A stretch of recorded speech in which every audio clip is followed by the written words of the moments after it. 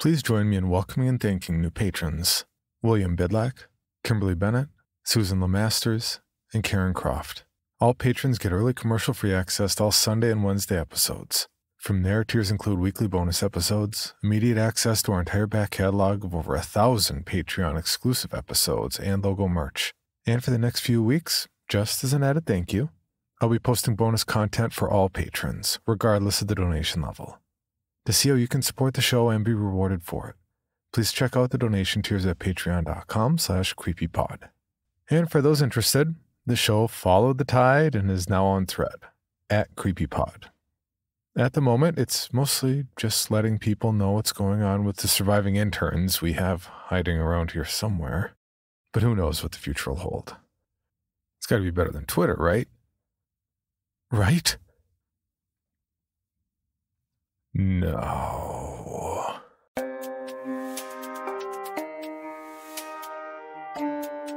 This is Creepy, a podcast dedicated to sharing the most famous, chilling, and disturbing creepypastas and urban legends in the world. Whether these stories truly happened or are simply fabrications is for you to decide. These stories may contain graphic depictions of violence and explicit language. Listener discretion is advised.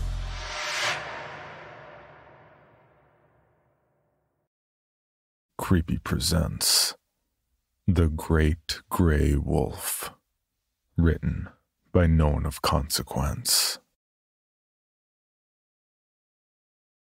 Growing up in my family, camping was just a way of life.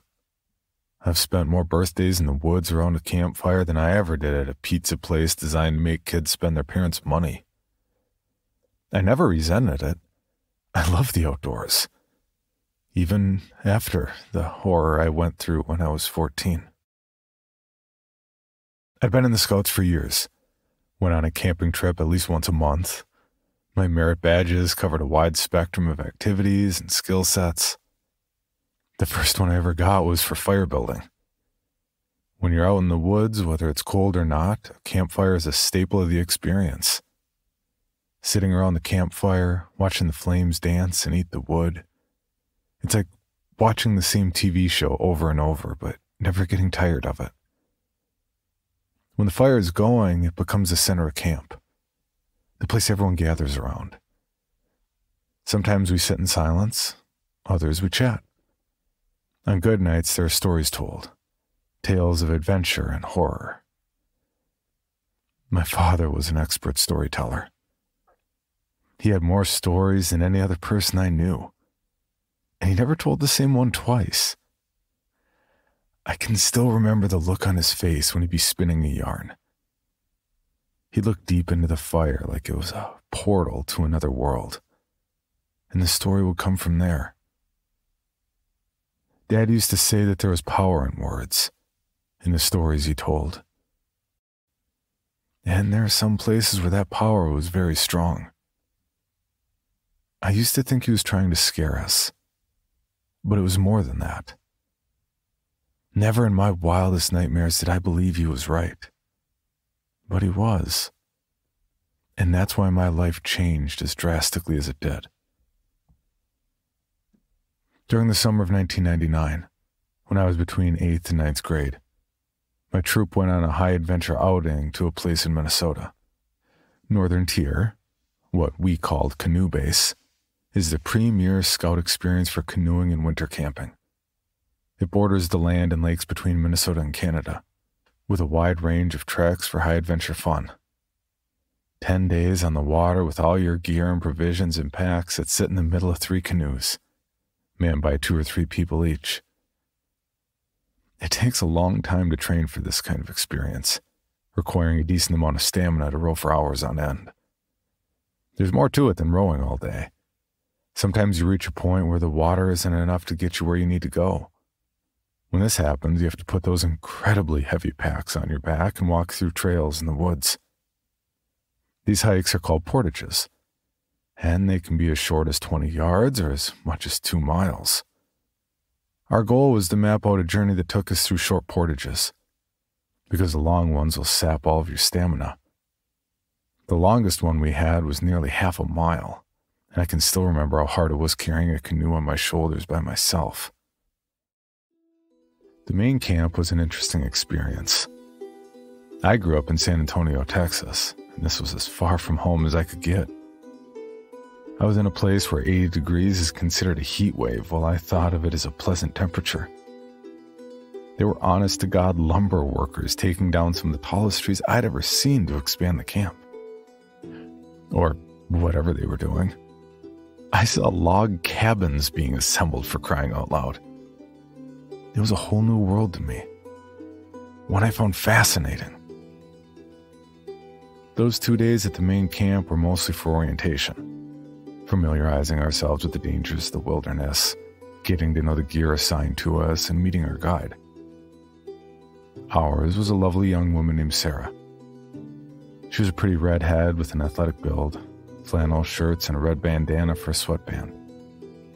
It's easy to say I developed a crush on her for those few days I knew her. Back then, it was easy for me to crush on someone, especially when they shared a love for the outdoors. So hard to find someone like that. The first day we set out, our journey was for 7 miles before we'd make camp. On a canoe, that's a long day. But thankfully, there were no portages. To train for this trip, I'd spent dozens of camping trips on the lake with my troop, my father taking the stern position with me in the bow.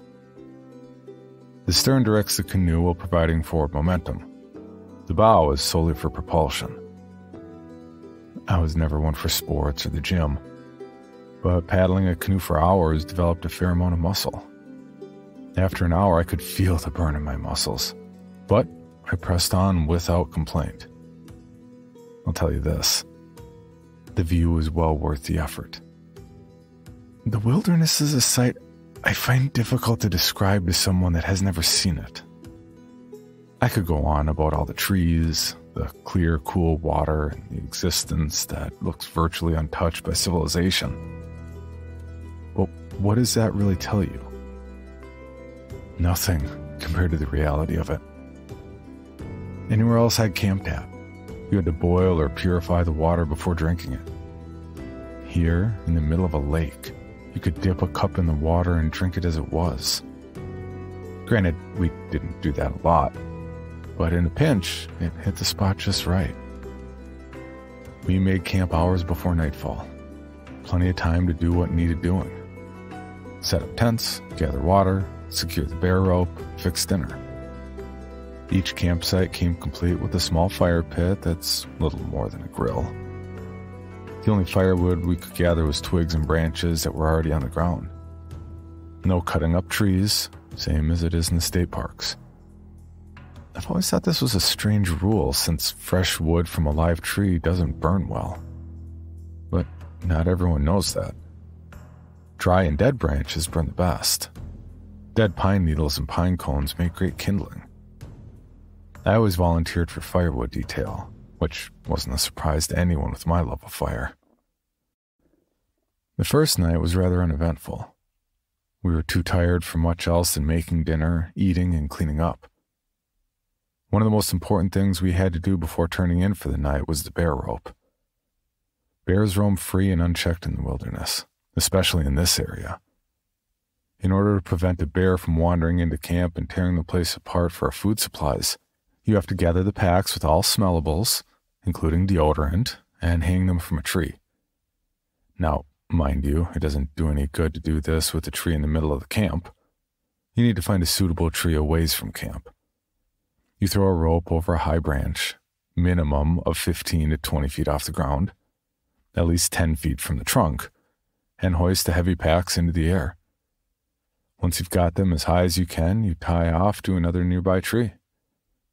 This isn't going to stop a bear from going after the food, but it will draw its attention away from camp and make it more difficult to get the provisions.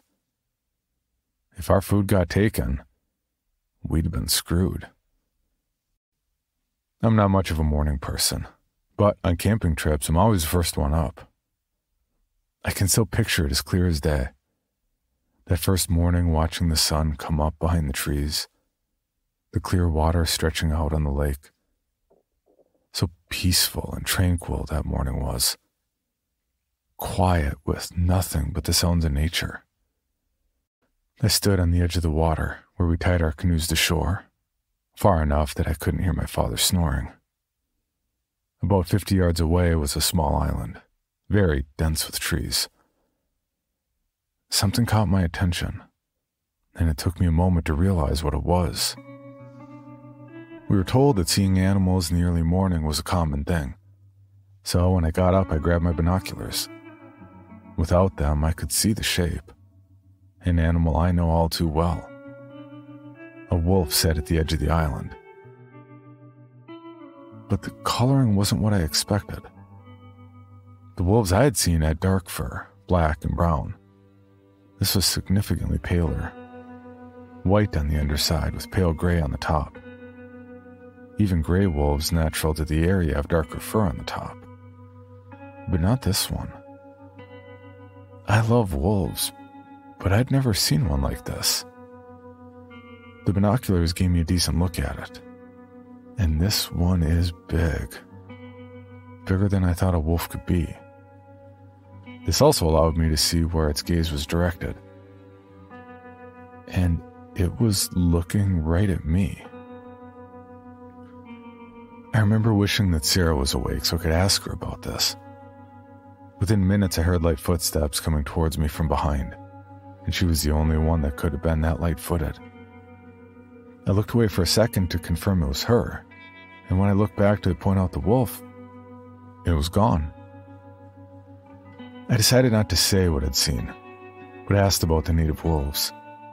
What she described was exactly what I'd read about gray and even some timber wolves. Neither were what I'd seen. I decided to let it go, thinking my eyes had played tricks on me. Later that day, as we were paddling across another lake, I could have sworn I saw that same wolf again. This time it was perched high on a rise off a larger island. As soon as I was about to point it out to my father, it had once again disappeared. If it happened a third time, I would mention it, but not then. Ever since they mentioned wild wolves in our orientation, they've been on my mind. So, once again, I thought I'd imagined it. After all, we were 5 miles away from the last place I'd seen it. Really, what purpose would a wolf have to follow us like that? There's a lot easier prey to stalk than a group of 7 humans in canoes. After setting up camp, I went out to gather firewood. Every so often, I'd get this feeling like I was being watched. And I looked around expecting to see the gray wolf, but there was nothing. I went further from camp than I should have. Not the wisest thing to do in the wilderness. At the height of my paranoia, I managed to get turned around and was on the verge of freaking out when a hand clasped my shoulder from behind. I was gone long enough that my father came looking for me and scared the shit out of me. As we picked up the armful of wood I dropped when he startled me, he said he'd been calling out for me, but I hadn't heard a thing. We went back to camp without incident. You're not supposed to leave camp by yourself, not even to go to the bathroom. Now, granted, the bathroom at Northern Tier is nothing more than a plastic tube with a seat on top over a 4-foot deep hole. There are no privacy walls or coverings of any kind. It's literally you sitting on a cold plastic seat in the middle of the woods. If you're lucky, you have a cluster of trees or some kind of vegetation hiding you. It sounds horrible and exposed, but to be honest, it's a peaceful way to do your business. Well, except for the mosquitoes. Those little bastards are everywhere and move in swarms. I spent half my days swatting at them. Bug spray doesn't really deter them either. Back at base camp, like with any other major camp, they have a trading post. Really, it's a gift shop, but that's what they call it. We went there to get the maps we needed for our trek, but they had lots of t-shirts too. One featured the pictures and names of over 20 different types of mosquitoes. They labeled it the Common Wildlife shirt. That, coupled with the entire shelf loaded with insect repellent, should have tipped me off. With a decent amount of garlic in my diet, I've always been less affected by mosquitoes, so I figured how bad could it be? Last time I ever thought like that. Dad sensed that something spooked me when I was gathering firewood, but he respected my privacy and didn't ask about it. If I wanted to tell him, I could, but I hadn't known where to start, so I said nothing. Instead of his usual scary story at the campfire, he opted for a tall tale about an underwater creature off the coast of New Zealand. It was more of a helpful creature story than one that feasts on human flesh. I was grateful for the change and had a laugh or two. I slept soundly that night. Northern Tier is the kind of place to rejuvenate the spirit, unplugging from the hustle and bustle of the real world for something more simplistic. You use your muscles to get from camp to camp, to get back to nature and deal with immediate things like getting drinking water, cooking meals on an open fire. Cell phones weren't as big back then, and even if you go there today, there are no cell towers for service. The only way to reach out to civilization is an emergency radio that Sarah kept in her pack. Since we were from San Antonio, we were specifically told we couldn't call the base in order to find out how the Spurs were doing in the playoffs. They ended up winning, by the way. But by the end of the trek, no one cared. By the end of the third day, we were nearly 30 miles away from base camp. We knocked out our half-mile portage and paddled another 6 miles before reaching camp. The site was as sparse as the others, but someone a long time ago had set up a bunch of thick logs as benches around the fire pit. I hadn't spotted the gray wolf on our journey that day, and I was beginning to believe I really had imagined it. That feeling of being watched never really went away, but I tried to ignore it as best as I could. This camp was going to be ours for 2 whole days, our only layover camp for the entire trek. We had another 37 miles ahead of us, but no more 10-plus mile days. Layover day was going to be full of fishing, swimming, and lounging. I planned on spending a lot of that day perched on a rock overseeing the water, leaning against the trunk of a tree and hiding in the shade. I wanted nothing more than to sit and watch the world, to breathe easy and bask in the glow of nature. If only Dad hadn't told his story that night, I might have been able to do just that. With full bellies, clean dishes, and the supply packs hanging from the bear rope, it was story time. The night time was cold for summer, enough that us Texans were bundled in long-sleeve shirts, light wind-resistant jackets, gloves, and huddled around our largest fire yet. Dad got that 1,000-yard stare into the heart of the fire and told us the legend of the great gray wolf. My eyes grew wide at the name, and my paranoia came back in full force. I immediately regretted not telling anyone about the wolf I'd seen. I knew I wouldn't be able to sleep well that night. Hundreds of years ago, there was a fur merchant that lived in the area. He spent his days hunting and trapping all sorts of animals: beaver, deer, moose, bear, wolf, even rabbits. If it had fur, he captured, killed, and skinned it. Nothing on 4 legs was safe from him. He would keep what meat he needed from them and sell the rest to the local village. Not that this byproduct was his idea. He went to the village for supplies and happened to mention to a local bartender that he had more meat than he knew what to do with. The routes and trails we were using on our trek were all mapped out by merchants and travelers in those days long gone. People would travel just like we were doing, carrying supplies in our packs over portages and canoeing across the lakes. In the land of 10,000 lakes, canoeing is the only way to travel. One of the biggest hazards of this is tipping over your canoe. And if you're not properly prepared, it could cost you your life. In the case of the fur merchant, he'd bundle his furs together with rope. Even if he tipped the canoe over, the bundle would float, and he'd be able to recover it. On his last trek to the closest major town, he loaded up with his finest furs: Wolf, bear, the softest rabbits in the land. They'd fetch a fine price in a town rich enough to buy them.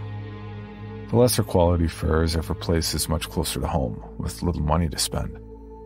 Halfway through his journey, he pulled up to a bank on the lake and was about to set up camp when he stopped cold in his tracks.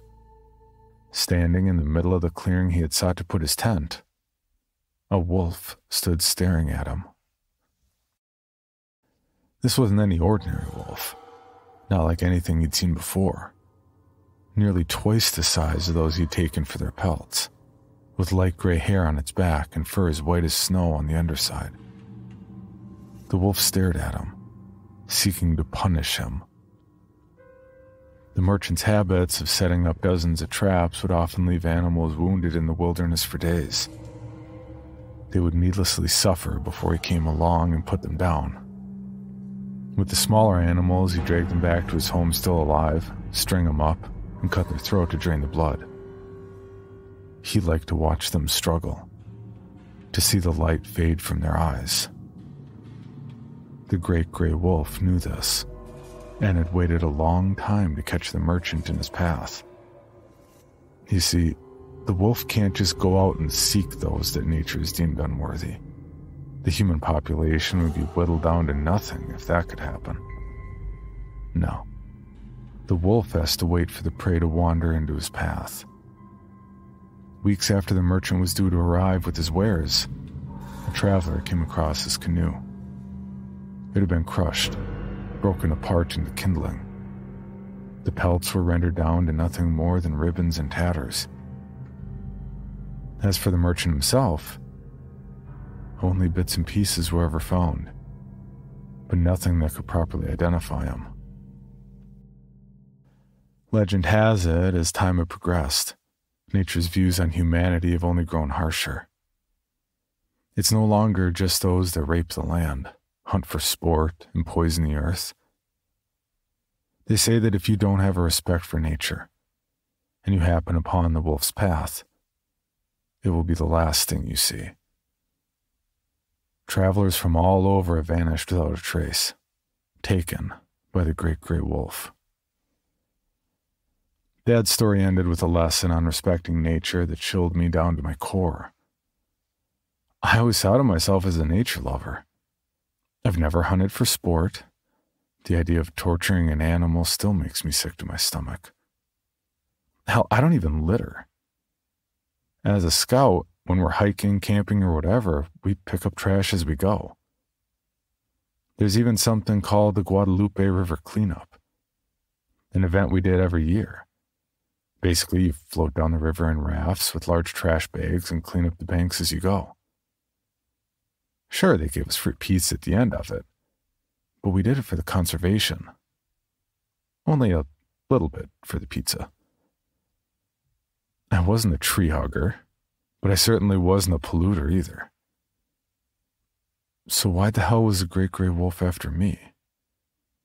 No one else had seen him. What did I do? Dad wouldn't tell me if the story was true. He wouldn't even answer me when I asked if someone could see the wolf and not have incurred nature's wrath. What he did say was that the great gray wolf was a shapeshifter, a phantom that could take any form it desired, but mostly appeared as a wolf. It was impossible for him to know the answers to my questions. He was only the storyteller. That night I didn't go to sleep. I stayed with the fire all night.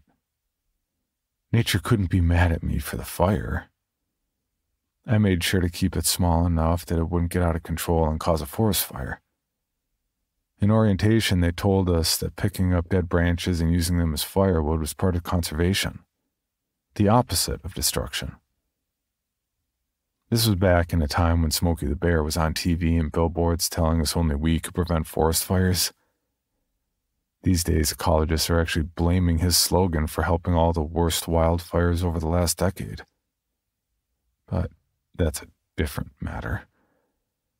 As far as I could tell, there wasn't anything I'd done in my 14 years that would have incurred nature's wrath. As I continued to feed the fire late into the night, I kept telling myself that I'd done nothing wrong, that it was only a story. If anything, I was the one person in the group who should be safe. Maybe Sarah, too. My dad had a 13-point buckhead mounted on the wall above the fireplace in our living room. I once saw the other 3 kids with us kick a duck to death a few years back. I tried to stop them, but they wouldn't listen to me. At the time, I wasn't sure about the other parent, Mr. Jansen. But I did later find out he ran a dogfighting ring. I repeatedly told myself that I was safe and there was nothing to be afraid of, until I heard screams in the darkness. About 20 minutes before, I saw 2 of the kids walking towards the shitter with flashlights. They'd been snickering at me for sticking close to the fire. I didn't care much for them, especially after the duck incident. The worst I'd ever wished on them was that puberty would pass them by. But they got a lot worse than that. Eventually, we found what was left of them. Mostly blood and tatters of clothing. Mr. Jansen lost his shit.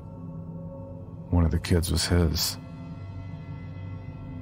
Sarah went to her pack for the emergency radio, but while we were looking for the others, something tore her tent to pieces. There were streaks of blood. All our gear was destroyed. The radio was missing. I tried to tell my dad it was a great gray wolf, but this caused Mr. Jansen to lash out. He yelled at me to shut my stupid mouth and punched me in the face. I didn't get to see my dad take that asshole down. I was a little too busy seeing stars. When my vision cleared, I saw Dad standing over Mr. Jansen, curled up in the fetal position and threatening to kill him if he ever laid a hand on me again. We left him in the dark as the 4 of us walked back to the fire.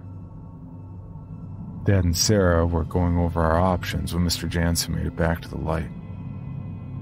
My face hurt, but I wasn't seeing double anymore. I just added more wood to the fire. Every so often I'd look at him from across the fire, touch the outside of my right pocket. I always carry a knife on camping trips, and that's where it lives. If he made a move toward me, I planned on pulling my knife and aiming low. Listening to Sarah and Dad talk, everything went silent at the sound of an unnaturally loud growl from the darkness. We all turned in the direction it came from and saw only the glowing green eyes of a canine. I was frozen in place, fear anchoring me to my spot. The other kid had a very different idea and ran in the direction of the canoes.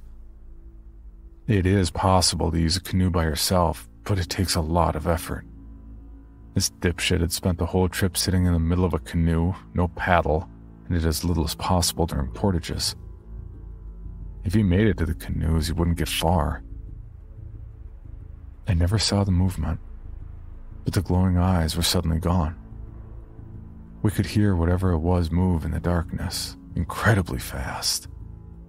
And in less than a minute, the kid screamed as the monster attacked. The sounds of bones breaking, flesh tearing, and inside spilling onto dirt will be with me for the rest of my days. I'm only glad I didn't have to see it happen.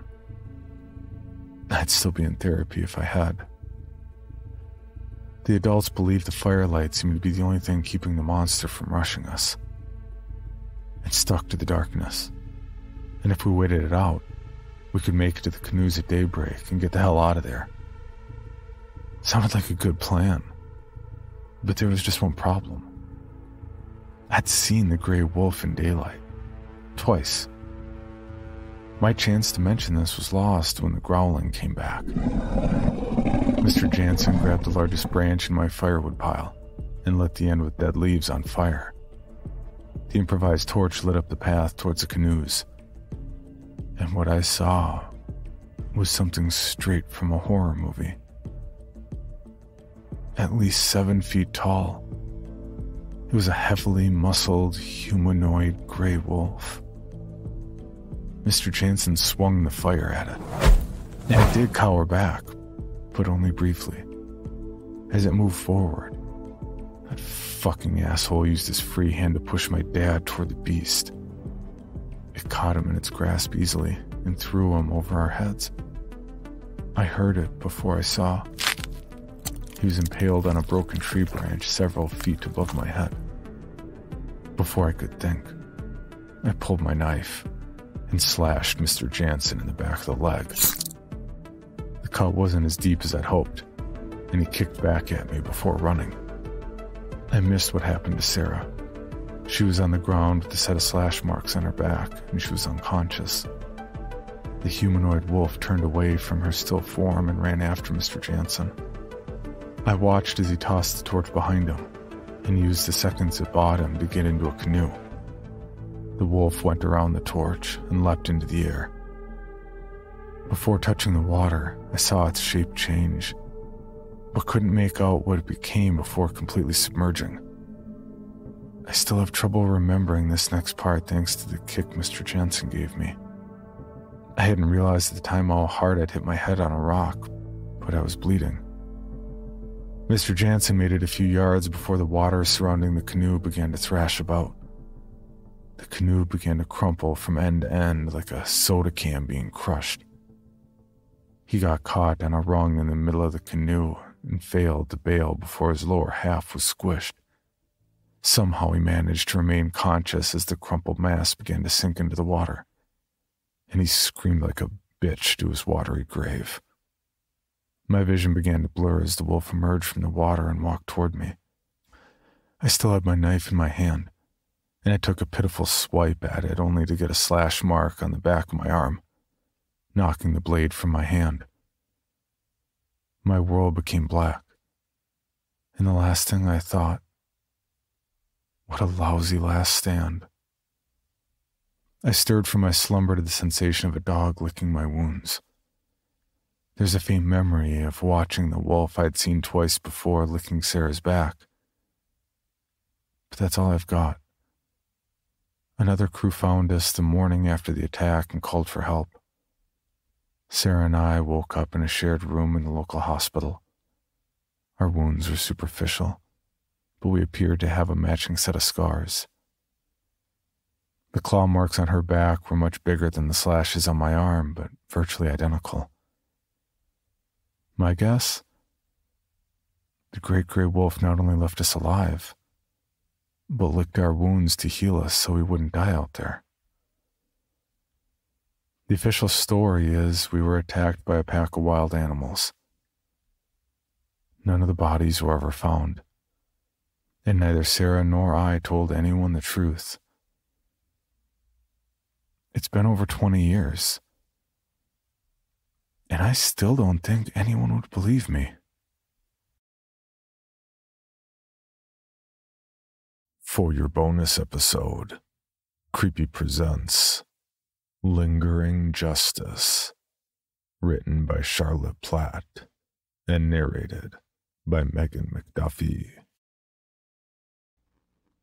The case was quick. My lawyer wanted to pull for more mitigating circumstances, explain the details of our childhood and the mess that was home. I watched people in plush suits argue about the details of past trauma and how a seemingly normal family could hide all sorts of rot beneath the surface. Substance abuse and regular beatings. The silhouette of our mother leaving, wailing like a wraith, screaming she would come back for us. The gaping silence when she didn't. The judge might be sympathetic if we got the right one. None of it mattered. I pled to my actions, and they wanted my head, so that's fine. Let them cart my body out of the chamber. I'll be gone and have no interest in the sack of meat left behind. You have plenty of time in this place to think about matters like that, to consider what brought you to the cells and bars and the ever-ticking clock. My lawyer tells me the average waiting time is 15 years, but some people sit for 30. Some people die before they get killed, cheating the system out of justice. Some kill themselves in one final act of spite, control until the end. Sometimes they let you talk to a priest. He comes to visit in a specially arranged taxi, shuffles in with a face as grim as a mortician. I like our one, Father Richards. He's bitter as a pill, brown hair turning into a gray tide line. wrinkles on his face that aren't all from smiling. He talks philosophy with me. We discuss the weight of the soul and if there's a value in repentance when it's taken, hollow and unwilling. I am unwilling. He'll say prayers in the mumbled language of rote-learned custom, the clock keeping percussion behind him. It can be a comfort, that sound. Better than the silence at night, the only comfort an echo in the back of your head. Her laugh, her shouting my name. Sabrina was my sister, younger, an absolute brat from 3 through to 23. She was kin, though, and a pretty kid who grew up into a beautiful woman. Too much for my father to handle. We both were. She was working at 14 and out of the house at 17, living with friends. There's a condition you get on here, death row syndrome. They think it's irregular that lying here, listening to the clock, waiting for news, waiting to die, makes you a bit nervous. Thanatophobia is the fear of one's own death, and I am not afflicted, but the waiting is what gets you. The clock ticking in a mockery of your heartbeat, which will end sooner than you planned, and later than the executioner would prefer. I hope the grave will bring silence, but I don't have the luxury of it while I sat here counting floor tiles. Sabrina didn't have the best friends. Some were fine, the ones she lived with, but she would give anyone a chance, knew not to judge someone for their learned responses. We both had learned responses. I'd come out of our house prickly and sharp, always ready to match someone in a fight, to get in their face if they tried to get into mine. She'd come out a facilitator, able to walk the negotiation line when unreasonable anger put others at risk. I'd never been good at that, except as a distraction, bait for the angry beast that was our father's alcoholism. I was nothing if not ready to meet a fist with my own jagged rage. She would let people lash out and walk them down, circle them around their fury until they were back to a level C. I think that's what made them target her, that softness. It wasn't weakness, but it could look like that to a predator. There's a certain type of man who sees opportunity in every interaction, the social armor of politeness an excuse for him to interpret intent. A smile is an invitation, a demure rejection a flirtation. When he's told someone's a lesbian, it's a challenge rather than an explanation. I was the challenging one, out of us. I was the problem kid. I should have been the one targeted by something like that. Not their type, though. The report gave brutal details, the language meant for professional eyes rather than grieving family. Words like cavity and perforation, multiple samples and head trauma. Carefully separate language to describe what she looked like on their slab, her face bloody as burger meat and no longer recognizable through the swelling and red. I knew it was her. Didn't need the ink or the dental. I knew my sister. 3 men had attempted to convince her she was not, in fact, interested in the fairer sex. 3 on 1, not a fair fight in any way. I was never one for fairness either, though. The police would take their turn at the crime, but I knew that ending too well. Years of blue lights and tears and threats of investigations that turned into warnings and then promises to do better. The subsequent beatings that left bruises blacker than their uniforms. These 3 weren't even afraid of the cops. Alibis lined up like jury members waiting for a call. A little pack of jackals hanging around house parties and cheap bars. Jason, prim and prime and all-American, he was covered by his parents' money. Tony and Paul were a bit rougher, but still considered good young men, athletic college students with bright futures. The future has become an abstract concept, time stretching out either side and away from me. I talked to Father Richards about Sabrina, and he assures me she would go to heaven, that their God doesn't consider rape to be something that bars you from entry, no matter how many men do it to you. He offers me absolution if I say sorry. Apparently there's peace in that, but lies taste bad, so I don't apologize. One house party blends into all the others eventually, the carousel of red cups and moving bodies. I can scrub up well with effort, wear the right things to look like I should be there. If any of the younger ones there recognized me, they didn't say anything, and that worked fine.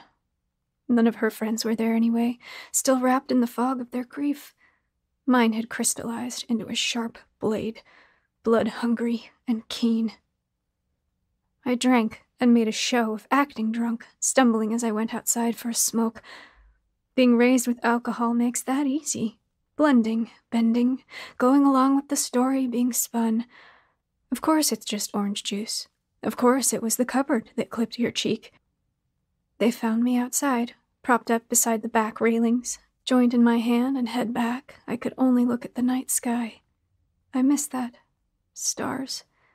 The feel of the night brushing over you like a presence. We joked about the party being lame. They were going to a better one. Jason had friends at a place with more of a vibe. Did I want to come? Of course I did. Of course. Crowd control is an easier feat when the crowd is distracted. It's not hard until they know what's going on, and if you do it right, then they won't realize. Sabrina had the skills in that. I'm a blunt tool. Sandwiched between two of them in the back seat, I let them put their hands where they liked as Jason drove down winding streets and into darkness. No sign of a house or a party. Probably a back road. I laughed into Tony's mouth as he grabbed my face, kissing me sloppy and brash, the dull pressure of his fingers at my thigh a burning brand. He mistook it for enthusiasm and tugged me closer, a hand to the back of my neck, tipping me forward so Paul could grope at the button on my waistband from behind. I let him, trailing a hand down Tony's chest, moving to open my jacket for easier access. Our father shaved with a straight razor until the shaking got too bad. Then he switched to safeties to avoid the betraying red marks. I took it with me when I left home. To be sure, he didn't use it as much as for my own purposes. Slashing Tony's chest was gratuitous, on reflection. I didn't have to do that. With a flick of my wrist, the blade went up his stomach and across his chest, the skin yielding briefly to show the full moon yellow of fat before the blood started to pour. He screamed, flinching back from me, which just made going for his throat easier. It only took a quick swipe to get in at the side, cut in, and drag back out again. Tony folded over, arms around himself, a gush of red accompanying the movement. Blood is so hot when it first gets on you, it's scalding. Paul probably saw the blood, or his reaction to Tony's scream was delayed because of the alcohol, but he yanked me towards him. I went with the movement, slamming my skull into his nose as my back connected to his chest. It was too cramped in the car to fight properly, but that was enough to hurt, to distract him while I twisted around. Jason was shouting, throwing an arm back to try to catch hold of me. A punch connected, maybe two, but his angle was off, and I could shrug them away by dropping my shoulder. Paul had his hands on his face, blocking my access to his neck, and I slashed at his wrists to make him drop them. He tried to bat me away, but he was sluggish, arm dipping too far, and I grabbed one hand, keeping it down against my thigh as I got up to his neck and hacked. He was bigger than Tony, more of a threat if he wanted to be, and I needed to be sure he would go quickly, so I kept cutting at him, leaning my weight in before I yanked the blade home to my chest. Jason slammed the brakes and I shot sideways, wedged into the space between the driver and passenger seat, my back to him as I tried to scrabble back up. He popped me in the head, a good hit even by my dad's standards, but I'd taken more of those than Sabrina had. I wrenched myself out, the back seat sodden with blood as I tried to follow Paul out of the door he'd flopped through. Jason grabbed for me, screaming some obscenity as he grasped my waistband and tried to pull me back in. I tried to find the razor, lost in the sudden stop, nicking my fingers as I struggled for it. The handle was slick as I snatched it, wrenched sideways again as Jason kept punching into my back, my ribs. I felt a familiar pop in one of them and laughed, howled at him as the pain blossomed out. He was halfway through the seat gap, looming over me so we were almost face to face as I twisted on the bloody fabric, wedged a knee to my chest so he couldn't get any closer. His hands were aiming for my throat, slipping over my chest and bumping over my collarbone, iron fingers trying to snag my pulse. I spat Sabrina's name at him, angry he hadn't done that with her, had felt the need to smash her face into bone and teeth rather than the swiftness of a crushed windpipe. He startled, paused enough for me to bring the blade up in an arc for his face. It slit into his cheek, lower than I'd meant to, the blood spraying over me as he bellowed. Rearing back, he tried to punch me again, but I kicked at his chest, keeping him up as I swung at his throat. I felt contact, but couldn't see how much for the blood in my eyes, hacking against the splattering into my mouth. I was sliding on the material, and he'd have weight on me if my leg moved, so I shoved against Tony, bouncing out the open door with a thud. Pain flared up my hip, sharp in the cold night air. Kicking back against the metal frame, I bumped into Paul, on his front to crawl away, but now still on the ground. I shifted off of him, pushing up on one knee to get purchase on the gravel road. Stones studded into me, grinding against my kneecap as I panted, wavering. Jason hadn't come after me, hunched over himself in the car interior and babbling something. I stalled. The thrill of adrenaline that had kept my focus stuttered, my vision swimming black for a breath. 2. He could still leave. The engine had died with the stop, but he had the keys. I came closer, leaning down to push the edge of the razor into the thick rubber of one of the front tires. It took some attempts, but the pointed tip of the blade sank in, the cold hiss of air a kiss against my knuckles. I peered into the car, razor still in hand, and saw Jason had his phone out. It had flopped out of his hand as he tipped forward, head pressed into the back seat, face slack. The stern voice was repeating questions down the line, the firm demands of emergency response. I carved out the other side of his throat, just to be sure. Waiting for the police in front of the car seemed safest, separate from the bodies and blood. I left the razor on the bonnet so they wouldn't feel threatened by me. Not that it would matter much if I was shot, but no point in making it easier for them. My mother wrote to me when I was awaiting trial. In careful language, she didn't quite say she was glad they were dead. It couldn't be used against her in court, but I understood. Maybe she'd considered similar uses for a razor before she ran. Dad appeared at the trial, clean-shaven and pressed into a suit that used to fit. He wasn't needed much after I pled, but he cried valiantly for my mercy, more than he ever gave me himself. Father Richards told me one of his favorite verses. "Blessed are the merciful, for they shall receive mercy." He wasn't too put out when I laughed at him, which was gracious. Sabrina had mercy. She had patience and kindness and all those good traits that take you through the pearly gates once dead, and she wound up on that slab much too soon, a shortcut to heaven I would kill all over again to take back. Now I sleep on a cot and wait for the injection. When the appeals are done and they're satisfied they did everything they could for me, I know I did all I could for her, and that's enough for me to sleep. For more information on this podcast, including how to submit your own story for consideration, please visit creepypod.com. You can also follow us at CreepyPod on social media and YouTube. All stories told on this podcast are done so through Creative Commons Share-alike licensing or with written consent from the authors.